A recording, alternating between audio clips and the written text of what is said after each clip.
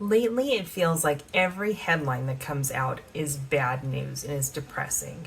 And if you feel like that and you feel an edge about that, you are definitely not alone. Especially when it comes to financial news. Everything seems to be tainted towards bad news. Like if you read an article and it talks about recession worries, they go to all these CEOs and see what they have to say about it.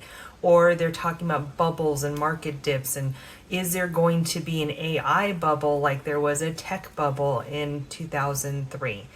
Then they go into inflation and grocery prices being too high. Then they talk about the government shutdown and the layoffs that are happening, how that's going to affect the economy.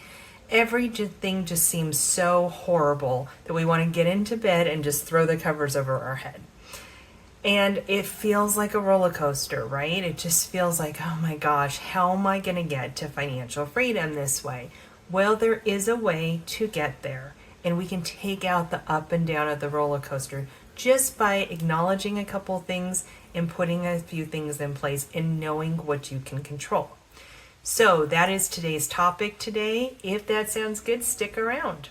Now, if you are new here, welcome. My name's Lisa. I've been a financial advisor for about 15 years, and I help people get to financial freedom as quickly as possible.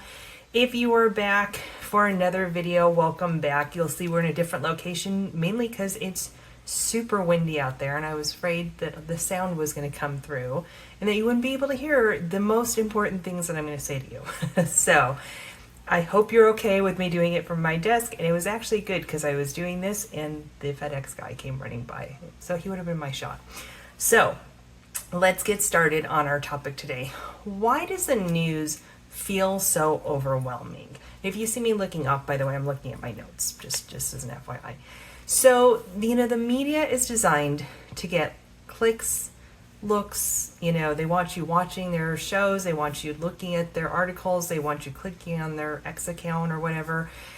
And basically, they want the leads, they want the attention. And when they come out with bad news or things that could worry you, they call it clickbait in social media world, then you start looking. Just remember, though, that these talking heads on television or the people talking to you via X or any of these social medias are not your personal financial advisor. They are there to build a business that gets attention for them. And you do need to have somebody with some reason, knowing of history, having gone through this before, that can walk you through all of this. Market drops are super loud. If the market goes down, that's all we hear about. And the recoveries are very quiet. You never hear about the recoveries. And they like to pin things on certain things. Like if you look at articles out there, they'll always, if the market has a bad day, it's never people just want to take some winnings off the table, something like that. It always has to be something catastrophic, right? And then it slowly goes away if the market changes during the day and it goes to a positive side. And then they have some weird reason that they think it went positive for the day.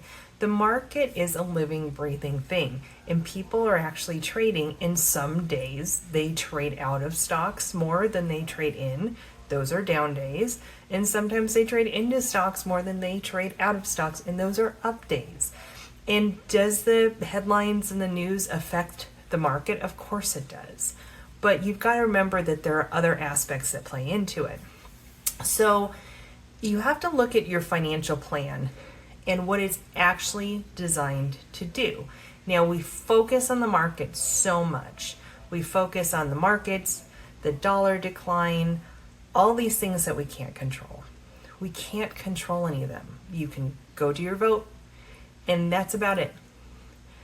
What we need to do is really look at a solid financial foundation and a plan that you're building on that is flexible but still getting you to your goals, and that are going to be there on a long-term basis, even if there's volatility down the line. So these are the boring things that none of us want to do, but they're the way you build that foundation I talked about. So things like building an emergency fund, or having a long-term investment strategy, having maybe a bucket investment strategy, meaning some buckets are more aggressive and some buckets aren't. We can definitely talk about that more in another video if that sounds interesting to you. Flexibility for life changes. Liquidity is really important.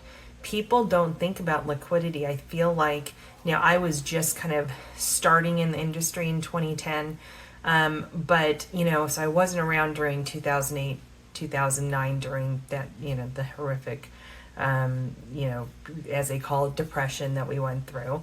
I don't know if it was technically depression, but that's what I keep reading about, so I'll call it that, I guess.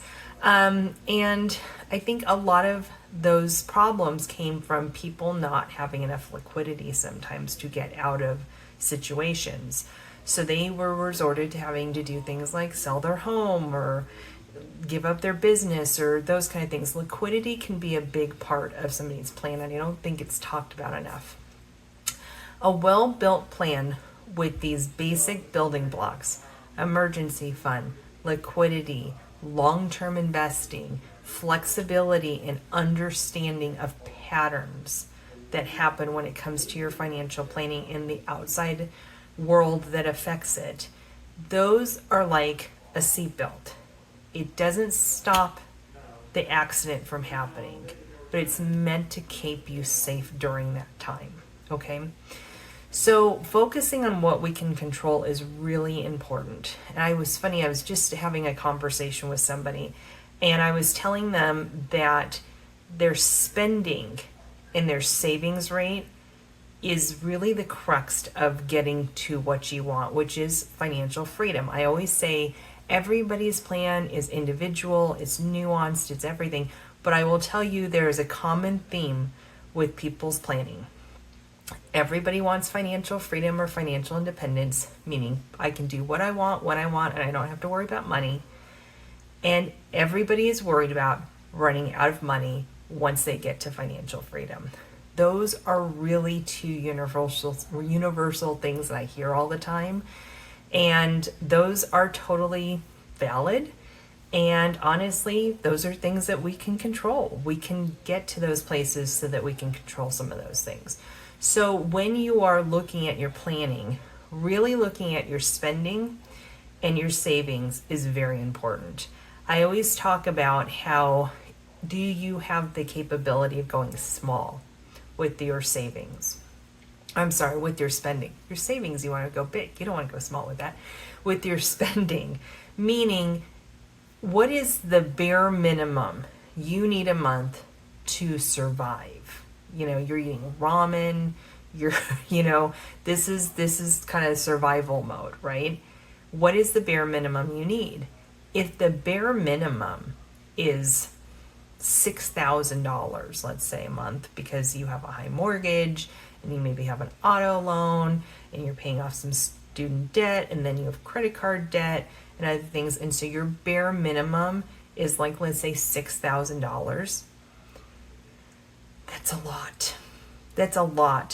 That's $50,000 net a year. If you lose your job, that's a hard amount to replace. If you can go small, like let's say you can go to $3,000 a month, that's a lot different, right? And being able to go small with your spending is really important. Now, does that mean if you're sitting here watching this and you have home loan and you have, mortgage, I guess, and auto loan and all this stuff, what are you supposed to do about this? Try to pay them off as fast as possible. That is where your savings rate comes into play, okay? So, yes, we want to save for retirement. Yes, we want to save for long-term goals. But that ability to go small on your spending is very crucial to getting to financial independence and financial freedom as quickly as possible. It really is. And so you can take some of that savings and put it towards the auto loan and get rid of that. Put it towards credit card bills and get rid of those. Doesn't mean you don't put stuff on your credit card and pay it off every month. That's part of it. Not participating in the buy now, save later fiasco that's happening. Don't do those. I have a whole video on those, on how that's just short-term debt and that can be a problem. Trying to pay off student loans, trying to get everything away that you can, paying down your home mortgage as quickly as possible. If you don't have a home payment, you can really go small, right? You can't do anything about property tax or HOA. That is what it is, right? I guess you could get on the HOA board and try to bring it down, but you know, if you want to do that, great, but I don't know if that's going to be possible for everybody. However, try to get as small as possible. And then your savings, you're going to be so used to saving and putting away money to pay off all this debt. Now you've got a huge chunk of money that you can start putting to savings, whether that's investing, whether that's your 401k, which is also another form of investing, obviously, whether that's, you know, buying a second property for a rental income, or you're doing, you know, however you're building your financial freedom plan. Like I said, every plan is nuanced in that what works for one person doesn't always work for somebody else. But putting money away is key to that. And whether the stock market is doing well or it's not doing well, putting money away and investing and doing other things to build your financial foundation and to build your journey, that is what's going to do it. And whether you're in a bad economic time or a good economic time, you're still going to be putting money away. That's your two focuses: spending a lot less and saving a lot more. Those don't have anything to do with the economy, just has to do with you. And I know a lot of people say, well, I don't make enough money, or the economy affects me because I don't make, you know, I didn't get the raise I wanted or the bonus I wanted. I've had people that make 40 grand a year save a huge amount and be able to purchase a home, be able to retire early, be able to do these things. It's all about your focus. And if you want to do it, you'll be able to do it. The other thing you can control is your time horizon. I have a lot of people that come to me in their 50s looking to do retirement planning. And that's fine. Obviously, I want them to take any time they have left before they hit retirement age or their financial freedom, whichever terminology you want to use. But if they'd given themselves more time, we'd have more to work with. It wouldn't be as intense of a process, I guess I should say. The savings wouldn't have to be quite as high, all those different things. And so time is a big part of it. Now, I know a lot of parents will tell me that they tell their 22-year-old to go and start a Roth or contribute to their 401k and do things the way we didn't do them. That is true. That's not compelling for the younger generation. They don't know what that means. They are not thinking that far ahead. We've got to find a different framing for that. And actually, now I'm thinking about maybe I'll do a video on that and how we frame this for the younger generation to start earlier, because really time is something we can control, and most of us are not utilizing it and letting time slip away. So that's not what we want. Reaction to noise. There's a lot of noise out there, like we talked about. Markets, this, that, articles being sent to me from clients all over the place with creating havoc. People want to be known, right? So they write all these articles saying all this stuff that could be true, could be not true, you know? You can't let that stuff distract you from the basics. Again, emergency fund, liquidity, saving, spending less. Those are your keys. And all this other stuff just distracts you from focusing on what you should focus on, which is the basics. And I had somebody ask me, I was on a podcast the other day, and she said, why do we not do this? Like, why are people so afraid to come to financial advisors and talk to people? And I found it freeing finally when I did it, and it's a great story that she went into. And I think it's because we think we should know how to do this. There's some other things, fear, all this stuff, ashamed of where you are, all that kind of goes into it. But I really think people think, I should know how to do this. I shouldn't have to hire somebody to do it. And technically, yeah, you do know how to do it. You spend less, you save more. You get a rate of return that at least keeps up with inflation, hopefully a little bit more. and you keep building and you let compound interest do its work, and hopefully you'll get to financial freedom as quickly as possible. You do know how to do it. The reason we don't do it is because all of the noise that comes in, all the distraction, the noise, the this, the that, you should do this, you should invest this, you should do real estate, you should do stocks, you should do AI, you should do whatever it is. That's why. And that's why people hire people like me, because we help you control the controllables and let the market and all the outside stuff do its thing. And watch it and observe it and make sure we're not completely off track. But we help you focus on the basics and push out the noise and not react to it in a bad way. Because a lot of people in 2008 and 2009 reacted very badly to it. So, you can't predict the news. Nobody could predict what has been going on lately. And I know it's just overwhelming for so many people. But you need a plan that works even when the news in the world outside is very unpredictable. It's like having those steadfast friends, right? When bad times happen, you know who your friends are. There's a saying like that for a reason. Those friends, those people, your spouse, your family members, the ones that are there during the hard times are the ones that are there for life. The things that you can do in your plan that are the long haul, that are the basics, that are the things you can control, are there for life.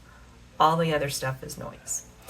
So if you are tired of living in fear and ready for financial confidence, let's chat, right? Chat with me, chat with somebody else that you feel comfortable with. I want more people to be working with people that can help filter that noise out from you and just help you feel more in control of things, right? Because that's the ultimate thing, is we want to feel in control of everything that's going on around us. So with that, remember that the news is just noise. You cannot let it affect you emotionally. Tony Robbins has a great saying, I'm going to totally butcher it, but he says, you feel the emotion for a minute or two, maybe even less than that, and then you let it go. Because how is that negative emotion affecting you in the long run? How is it helping you? It's not. And so you need to digest the news, you need to feel what you need to feel, but then you need to let it go and go back to your basics. That is my message for you today. And that is from the great Tony Robbins, which I think is fantastic. So hopefully this helped you. If you have questions, please reach out. I'm always happy to hear from you, hear any topic ideas you want, all that kind of stuff. Until next time, stay strong out there, be kind to one another, and we will see you on the next video. Bye-bye.